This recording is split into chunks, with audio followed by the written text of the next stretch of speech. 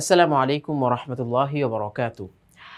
সুপ্রিয় দর্শক এবং শ্রোতা এবং জ্ঞান পিপাসু ভাই ও বোনেরা, আজকে আমাদের এই পর্যায়ের বা এই পর্বের পড়া হচ্ছে কোরআনে কারীমের কিছু জায়গার এমন শব্দ রয়েছে আনা।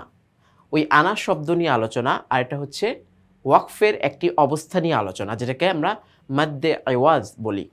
তো সেটা নিয়ে আলোচনায় চলে যাচ্ছি। 16 নম্বর সবক, আনা পড়ার নিয়ম ও মাদ্দে আওয়াজ।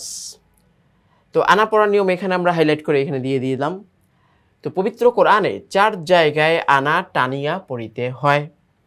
তো আনা শব্দটা এমন, আসলে আনা আপনার যেটা আরবিতে বলা হয় আনা আমি, এই আমির আনাটা কখনো টান হয় না।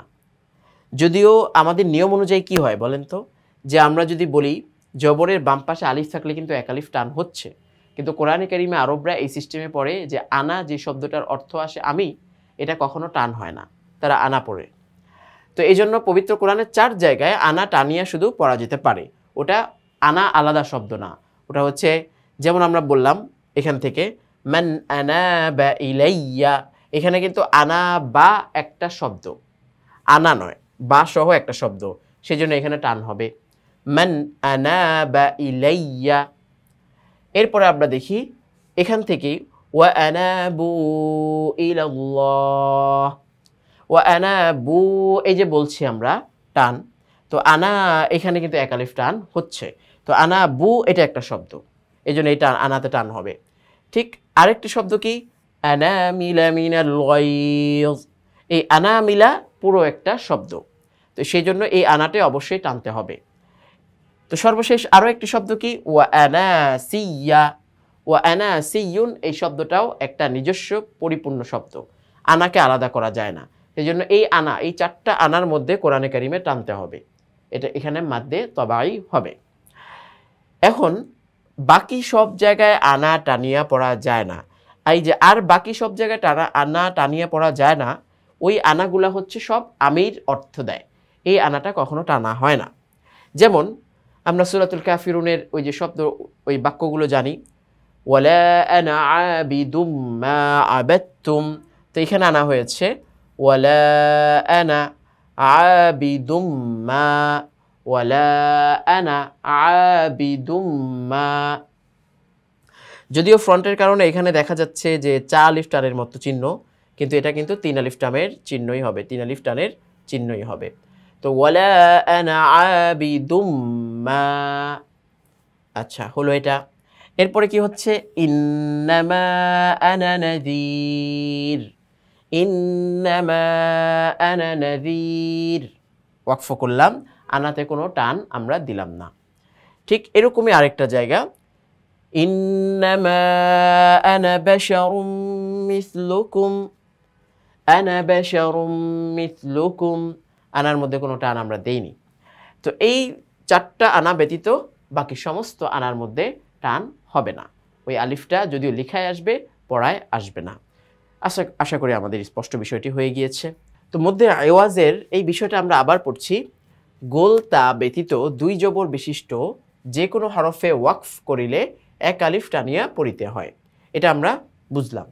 এখন দেখি এই যে কদির শব্দটা, প্রথমত আমরা এখানে এই যে আয়াতের শেষ অংশের যে গোলাকার একটা থামার জায়গা সেটা বললাম। তো এখানে মূলত ছিল কি কদিরন, আর আলিফ 2 জবর রন, ওয়াকফের কারণে এক জবর পড়ে যাবে, আর এক জবরের পরে আলিফ থাকার কারণে মাদ হবে। তো কদির, এইভাবে থামবো কদির, এই যে 2 জবরের 1 জবর বাদ দিয়ে দিচ্ছি, এটাকে বলা হয় পরিবর্তনে আওয়াজ, পরিবর্তন করে থামা, মাদ্দে আওয়াজ পরিবর্তন করে টানা। আজা বা কোরআনে কারিমের বিভিন্ন জায়গায় এরকম ত চিহ্ন আপনি দেখতে পাবেন, যেখানে আপনি চাইলে থামতে পারবেন, থামার জায়গা আছে। এরপরে কি আলিমা, আলিমান শব্দ, তো সেখান থেকে আমরা থামলাম আলিমা। তো এখানে একটা ছোট্ট মিম দেওয়া রয়েছে, এই মিমটা দ্বারা উদ্দেশ্য কি ওয়াকফুন লাজিমুন, এই ওয়াকফে লাজিম, এরকম একটা ওয়াকফ চিহ্ন থাকবে যেখানে থামাটা আবশ্যক, ঠিক আছে। তো এটাও আমরা এখানে অ্যাড করে দিলাম। তাওয়াবা, আচ্ছা তাওয়াবান ছিল, সেখান থেকে তাওয়াবা, এরকম সদের এরকম মাথা দিয়ে কিন্তু ওয়াকফ থাকতে পারে। হ্যাঁ, এটাও আমরা পড়লাম। মাশকুর, তো মাশকুরন ছিল, সেখান থেকে মাশকুর এইভাবে আমরা পড়লাম। তো এরকম এই যে আরবিতে 5 চিহ্ন উল্টোভাবে দিয়ে ত, জিম, ফা এরকম অনেক কিছু থাকতে পারে। তো সেটাও একটা থামার জায়গা হতে পারে। আফওয়াজা, এই যে আফওয়াজান ছিল, আমরা পড়ছি কি আফওয়াজা, থেমে থেমে। এরপরে কি মাশহুদান, এখানে গয়েন দেওয়া রয়েছে। তো এরকম কোরআনে কারিমে বিভিন্ন জায়গায় আমরা গয়েন পাবো, ওয়াকফে গুফরান বলা হয়। তো এই ওয়াকফ, এই থামার কারণে আমরা এক আলিফ টানলাম, মাশহুদা। এরপরে আমরা দেখছি কি হামজা লাম জবর আলফা, আলিফ জবর ফা, আলফা, ফা আলিফ দি জবর ফান, আলফা ফান। গোল চিহ্ন তো রয়েছে, উপরে আবার কি রয়েছে, ছোট্ট একটা ত রয়েছে।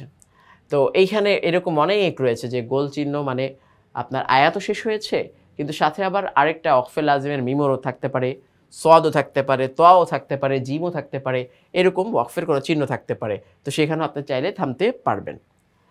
আর ওয়াকফে লাজিম থাকলে তো অবশ্যই থামতে হবে। হাকিমা, তো হাকিমান ছিল, ওয়াকফ রয়েছে, উপরে জিম একটা চিহ্ন ছোট রয়েছে, সেখানেও আপনি চাইলে থামতে পারেন, চাইলে মিলিয়ে পড়তে পারেন। তো ওই যে থামলে পরে এক জবর পড়ে যাবে, এক জবরের বাম পাশে আলিফ থাকার কারণে এক আলিফ টান থাকবে। তো এই পরিবর্তনের কারণে আইওয়াজ মাদ্দে আইওয়াজ হয়ে যাচ্ছে। মাহমুদান, এখন এখানে লাম আলিফ, কোরআনে কারিমের বিভিন্ন জায়গায় লাম আলিফ রয়েছে। লাম আলিফ মানে লা, না, তুমি এখানে থামতে পারবে না, আপনি এখানে থামতে পারবেন না। থামলে অনেক ক্ষেত্রে এখানে অর্থের বিকৃতি ঘটতে পারে, এরকম একটা সম্ভাবনা রয়েছে। এখন কিছু কিছু জায়গায় আছে যদিও থামাটা ভালো না, কিন্তু থামলে অতটা অর্থে বিকৃত হয় না, তো সেই জায়গায় থামা যেতে পারে। মাহমুদা, তো এখানে যদি লাম আলিফ হয় মাহমুদান, আপনি থামলেন না, চলে গেলেন। তো ওয়াকফও আমরা মোটামুটি এখান থেকে ওয়াকফের কিছু চিহ্ন সম্পর্কে, যেটাকে বাংলায় বলা হয় বিরাম চিহ্ন, এই চিহ্ন সম্পর্কে আমরা জানতে পারলাম। সাথে সাথে মাদ্দে আইওয়াজ সংক্রান্ত একটি বিষয় আমাদের আয়াতে চলে আসলো। তো এই যে সবকটা আমরা পড়লাম, সেই সবকের মধ্যে দুটি বিষয় আমরা কিন্তু জানতে পারলাম, বুঝতে পারলাম। তো এটার এই শব্দগুলো মিলিয়ে মিলিয়ে আমরা চেষ্টা করব যে কায়দার অন্যান্য বাক্যগুলো বা আমপারা, হ্যাঁ, যে কোনো বাক্য একটা নিয়ে বা কোরআন খুলে আপনি কিন্তু শব্দগুলো মিলাতে পারবেন। এই যে একটা আগ্রহ উদ্দীপনা তৈরি হচ্ছে যে আপনি কোরআনটাকে খুলে এই শব্দগুলো তো কোরআন থেকেই নেওয়া, দেখি তো আমি পাই কিনা, এই নিয়মে কোনো কিছু মিলে কিনা, এইভাবে আমরা চেষ্টা করব ইনশাআল্লাহ। তো এই পর্ব আমরা এখানেই রাখছি, ইনশাআল্লাহ আগামী পর্বে আবার দেখা হচ্ছে। আল্লাহ হাফেজ।